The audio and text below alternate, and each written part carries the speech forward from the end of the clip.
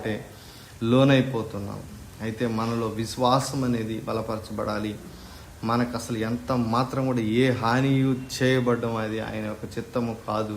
కాబట్టి పిల్లరా, విశ్వాసం కలిగి మరి మనం దేవుని నిజంగా మనం విశ్వసించిన వాళ్ళమైతే మనలో ఈ సూచక్రియలు కనబడేంత వరకు దేవుని సన్నిధిలో మనం పోరాడి ఆయన దగ్గర మనం ఈ సూచక్రియలను మరి ఈ విధంగా మన చేత చేయబడాలని మనం ప్రార్థన చేసుకోవాలి. ప్రైజ్ ది లార్డ్, హల్లెలూయా.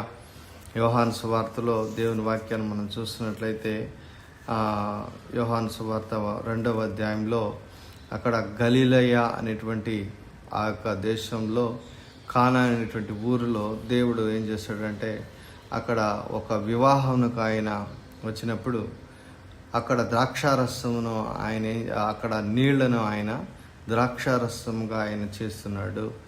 ఈ యొక్క